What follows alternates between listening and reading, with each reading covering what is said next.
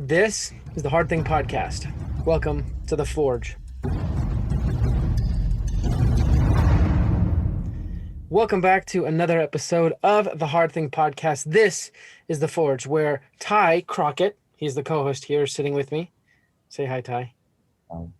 And me, I'm Justin Lewis. We are your hosts. We actually put ourselves in the practice of doing hard things. So on Mondays, normally you'd hear us talking with high-performing individuals who have been there, done that, done hard things, and have given us action items. On Thursdays, which is today, me and Ty actually talk about those action items, put them into practice, and then give each other challenges in an effort to inspire you to do hard things to improve your life. Because as we all know, when you do hard things, it changes you. It makes you a better person, and it levels you up in a sense. And a quick message to everyone who's new here or even returning listeners, subscribers, things like that. I just want to say that, and this is kind of, like an authentic, real moment. This podcast requires commitment. And I don't mean from me, I mean from you. Like, if you're just listening to this podcast and then not doing anything in your life, I think you should go find another podcast, being completely honest, because this podcast is just a waste of your time if you don't actually do something about it. So I just like to challenge each and every one of you listening right now that if you don't do something based on this podcast, I don't know if you should come back and, keep listening. I think you should go find another podcast where you can be a little bit more entertained, because there are more entertaining podcasts out there, but we're here really trying to get you to see true results in your life. So I just like to give you that challenge right before we even start. It's a bit heavy, but these are heavy times. Springtime, it's the time of renewal and changing. And what better time to remake yourself? Did you ask me something? You cut out. No, my internet just said I am unstable, or maybe my computer said my internet is unstable. I don't know. Either way. Can you hear me now? Yeah. Okay, perfect. Awesome. So before we get started, let me just give a quick announcement about Operation Underground Railroad. In listening to podcasts and doing everything you do in your life, I know that you're looking for ways to give back, and there's no better way to give back than helping kids who are enslaved in sex trafficking. Operation Underground Railroad goes undercover to rescue kids from sex trafficking, and it's a dangerous job, and they need all the help they can. So I would just highly encourage you to go to OURrescue.org, learn about what they do. And it boggles my mind today. Someone who I knew a while back actually posted an article on Facebook about how it was from Vice. It was an article from Vice that was a little bit disparaging about Operation Underground Railroad. I read the article and the sources weren't sourced. Like, it said one or two anonymous sources said this, and it really pissed me off, because it's like Operation Underground Railroad, obviously not perfect, but they're trying to do such good, and it's amazing that people are trying to detract from that. And I can't see how you would be against that. But anyways, that's just a little bit of a rant there. So, Ty, how's it going? It's good. I'm tired, but what's up? Dude, I hear that you got your new puppy and all that. Yeah. That's tiring for sure. Cool. Well, let's just jump right in and talk about the challenge you gave me 2 weeks ago. The challenge was to do 15 minutes a day of the mental focus exercise, meaning you take 15 minutes and you cut yourself off from all other stimulus, maybe go for a walk or something like that, and you focus on one specific question. And I was supposed to chronicle those experiences every single day. And as far as the challenge goes, I failed. So I stopped doing it a couple days ago. Some of the things I learned from the challenge is, one, I would highly recommend everyone doing the same challenge. It's a good experience. But two, I think I valued more so rather than the mental focus aspect, I valued the time away and thinking and processing things. So I think I will implement more so that and taking maybe 5 minutes of silence and thinking time rather than the mental focus, because I think that is a little bit more important to me in my life where I am right now. What's the difference? So the difference is kind of your intent. So rather than taking 15 minutes and focusing on questions and things like that. So I'm curious because it wasn't necessarily that it was focusing on a question, but focusing on an idea. Right.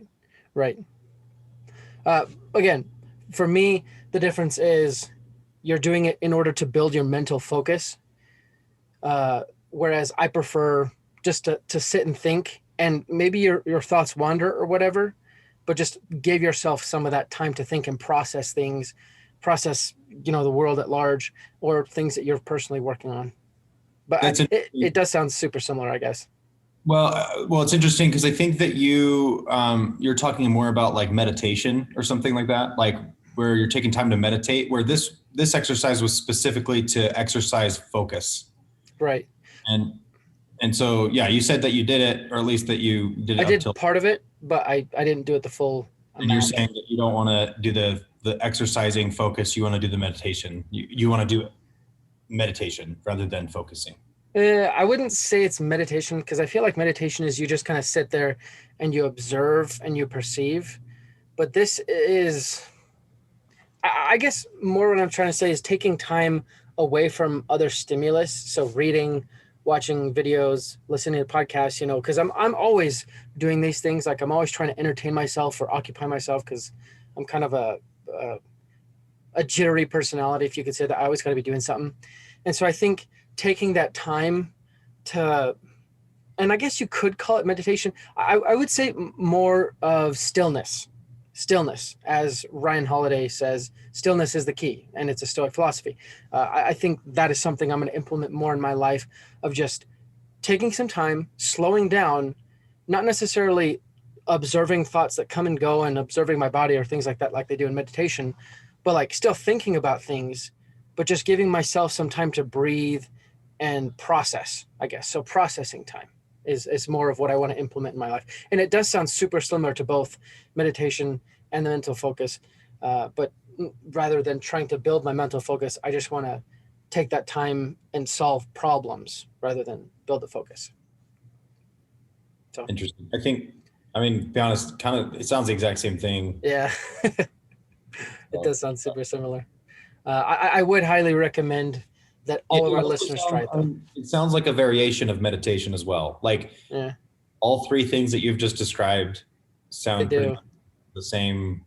It's the same idea. So. Honestly, I hate the term. I don't hate the term. That's very strong, but I dislike the term meditation, because you could use that for so many things. Like I've heard people who go running as a form of meditation, and then other people kickboxing. And I guess you could, sometimes I fold laundry, and that's in a way meditative for me, because it's doing something so I can kind of get into this flow state where I'm thinking and all that jazz. So I don't know. I think there are lots of forms of meditation, and I guess it really all depends on the purpose. Yeah. So meditate, think deeply, or focus one's mind for a period of time in silence or with the aid of chanting for religious or spiritual purposes, or as a method of relaxation. Think deeply or carefully about something. Yeah, when you read that part, I was like, oh, they all fit in that. But I guess with the spiritual connotations, it's a bit different. But maybe there is a difference between like spiritual meditating and just meditating in general, because prayer is a form of meditation. Yeah, it says religious or spiritual purposes, or as a method of relaxation. So maybe, go ahead. It says the second definition is think deeply or carefully about something.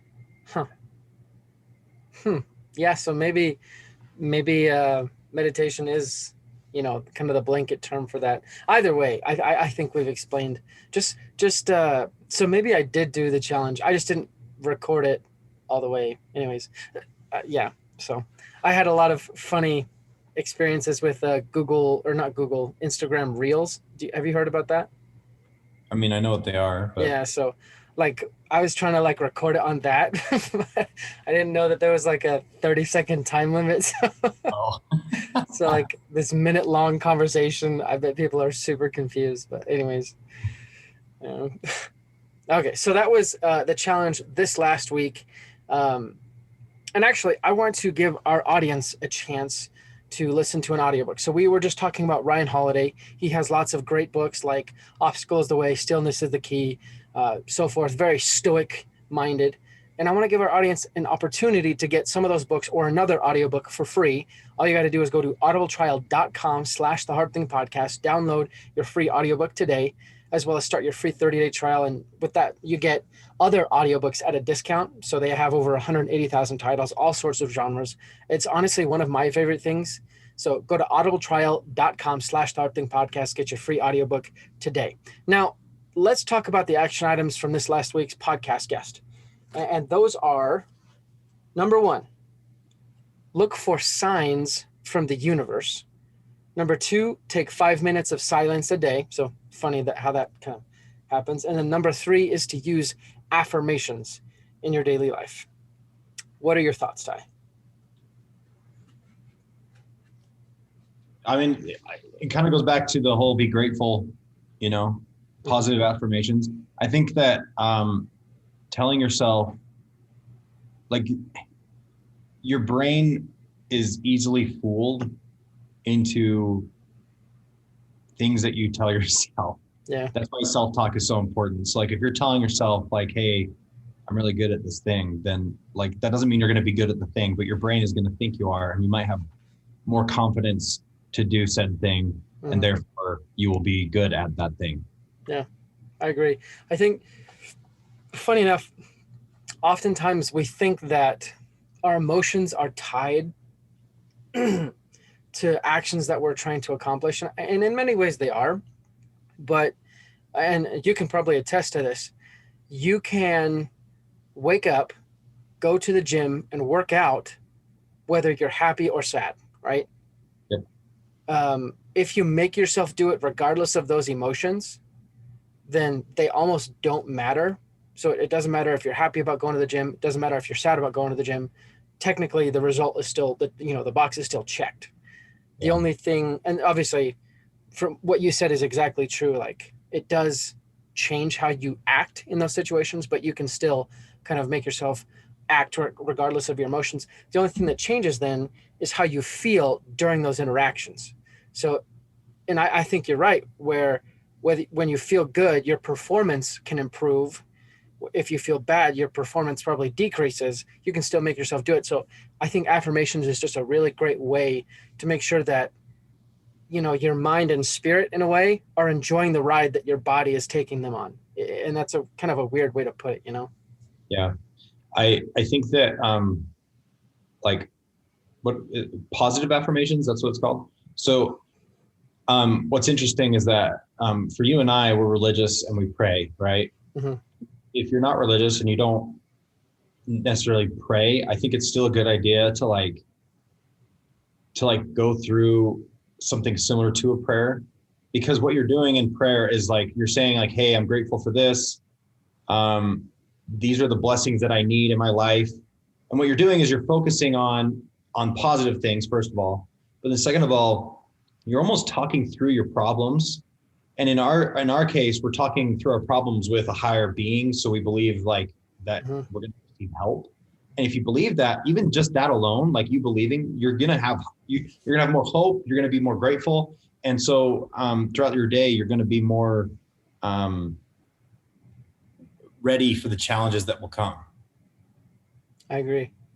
I also think affirmations are really important for dismantling negative self-narratives, I guess you could say. Yeah. All growing up in high school, I told myself, in high school, what's like the most important things to you as a guy, right? Like, girls are most important, being good at sports are most important. That's like the two biggest things, right? And all through high school, I had created this mental schema, you could say, of I'm bad with girls, right? And so every interaction I had with girls that would run through my head, it would taint that interaction and prove what's in my head. So it'd make this negative spiral. So the last, in my early 20s, I had to dismantle that and start saying this interaction does not have any bearing on who I am. It's just different opinions or different preferences, things like that. And one of the ways that I was able to start having relationships really is because I was able to dismantle that and therefore gain back some really important self-esteem and self-value, because I would look at myself and be like, you suck, like, but that's not helpful. That's like, that's damaging. That's unhelpful. And so I think affirmations is a really good way of helping yourself create more powerful narratives for yourself. Yeah, and actually sometimes affirmations should be more than, in fact, I'm just going to look up like what the actual definition of affirmation is. Right. Okay, cool. Yeah, so I think affirmations are more than just words. It's more than just like telling yourself like, oh, you're a good person, sometimes what you need to do is you need to change your environment, and that is a positive affirmation, because it's kind of like putting your emotional state or your mental state in shock. Yeah. Like, oh no, but that's good because you fall into these ruts, and maybe you're in a negative place mentally, emotionally, and so you just change your environment. Like for example, I've moved my office from my actual office into my dining area while I have the puppy, just so I can be with it and like make sure it's not chewing on stuff and whatever. And that wasn't for like any kind of positive affirmation or whatever, but it has changed my mental, like the way that like my daily routine, because I've changed up the routine a little bit. I'm kind of noticing things about like my day that I want to change, and they're really like, it's the minutia of the day. It's not like it's important stuff that like, but what I should say is not that it's not important, but that they're just really small things that end up being important in the big picture. But like throughout the day, it's just like whatever, just make this tiny little switch here or whatever. So yeah, I think that is actually a super insightful point. I know I say this a lot, but like the number one thing, the commonality between all the people I talk to is that they're always surrounded by high quality people. And so in a way, the people you're around can almost be affirmations, affirming things that maybe you believe deep down, or helping you affirm things that you don't yet believe. Having a good group of people around you. I know that there's, in every one of our lives, there's always that one person that you think is super cool. And then that one day they're like, yeah, like they're really happy to see you and they think you're super cool. They give you a compliment, and that just brightens your day and makes you feel like you're on top of the world. So I think Ty's incredibly accurate with his saying of get yourself in the right environment. Maybe you're just in the wrong environment, not getting enough nutrients, and that's what's preventing you from growing. Like a saltwater fish in a freshwater environment is going to die, and vice versa. So maybe you just need to get in the right environment. But Ty, I want to know your thoughts on the first action item: to seek signs from the universe, God, or whatever, fate, whatever you believe in. Sorry. I thought that you kind of like clumped them together, and I thought that was like one big long action item. But seek signs. Yes. From God or like the universe. Yes. Yeah, dude, that one's a good one, because I haven't been seeking any signs lately. So yeah. Well, okay. Like getting the puppy, for example, that one was kind of like a sign for me. I went to go see my dad, at his grave. And while I was there, I just, I was getting sad and had a huge wave of just almost crying come over me.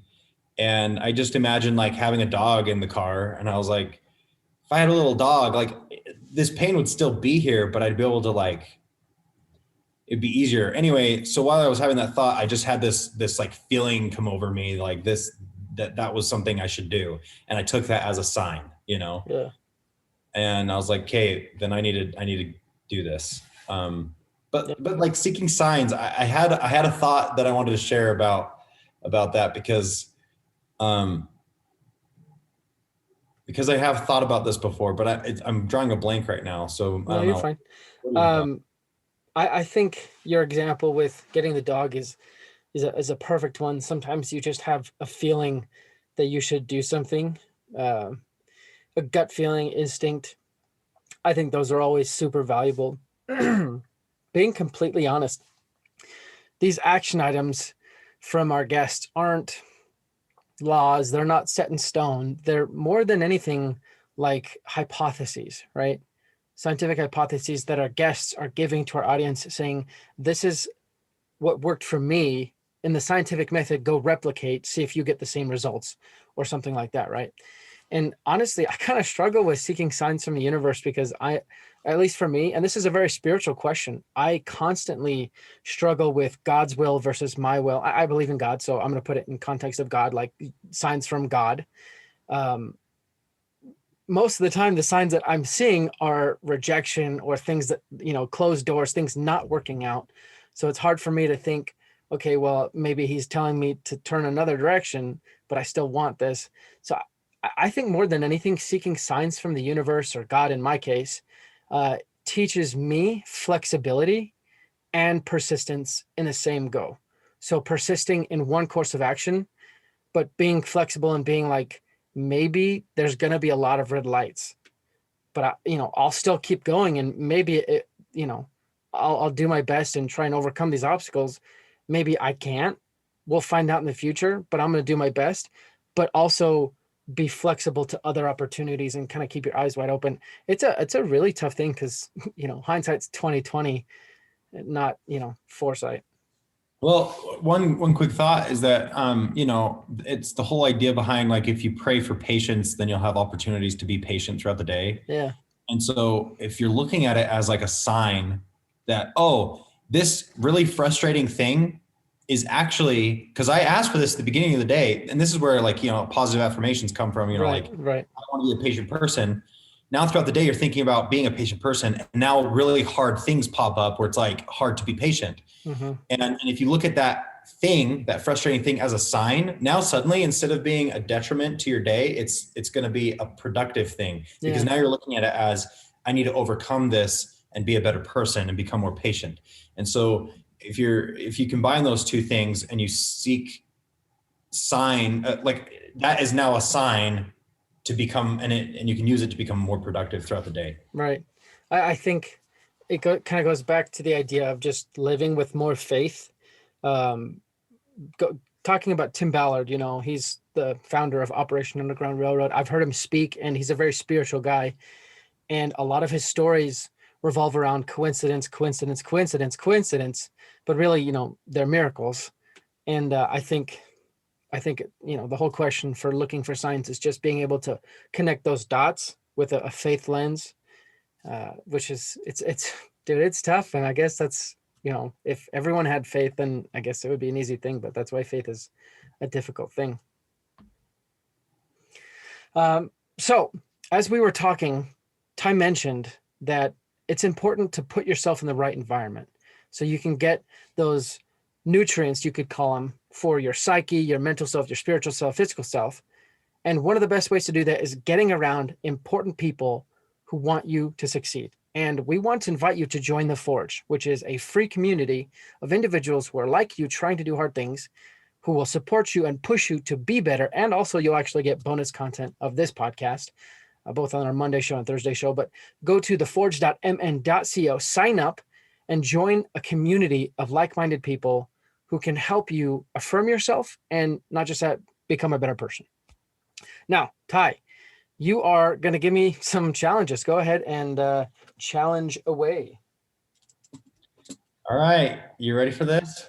Maybe. First one is to hike Temp.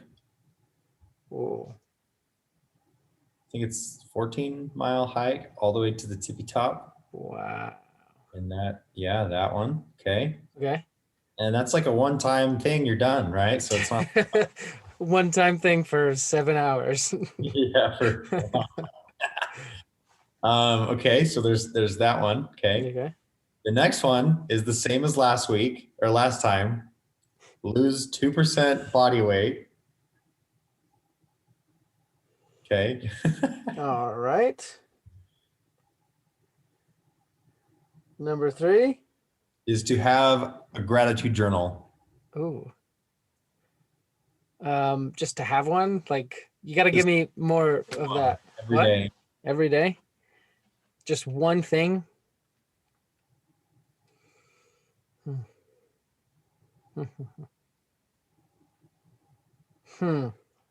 That's a really good list. While I'm thinking about that, I'm going to tell you guys the action items for next week so you guys can be prepared. We're going to have actually David Armstrong on the show. He is a martial artist, former Air Force serviceman, and author, actually. And he gave us these action items. Number 1, find a mentor. Number 2, plan goals. Number 3, explore the benefits of reaching your goals. So kind of visualize what you could have should you reach your goals. And number 4, like Ty said, get to a better environment. That's really funny that you said that, Ty. You maybe you are having signs from the universe. But I'm going to choose a gratitude journal, and I'm going to put those up on Instagram at the Hard Thing Podcast. If you guys want to see what I'm grateful for, you can check it out there. I want to see what you're grateful for. So if you do some sort of gratitude journal or something, I invite you to join me on this challenge. Put it up on your Instagram, social media, tag me at the Hard Thing Podcast. I'd love to repost it if that's what it's called. I'm not super savvy with social media, but Ty, what's your social medias? Crockett Ty, Instagram. Cool. I'm sure Ty would love to be tagged in that as well. Go ahead and give him a follow. But thank you guys so much for listening to this show. We really appreciate it. We want you guys to be better people. That's the main goal. More than listening to the show, the biggest ask we have is to go try some of these things. Try these scientific experiments. See if it improves your life. That's the best thing we can ask. And then maybe a little bit more, just show us the results. Like we'd love to bathe in the glory of your changed selves and see how awesome you can become. So again, reach out to us at the Hard Thing Podcast on Instagram, Facebook, at Crockett Ty on Instagram. Cool. Yep. And more than anything, keep doing hard things because you will overcome average.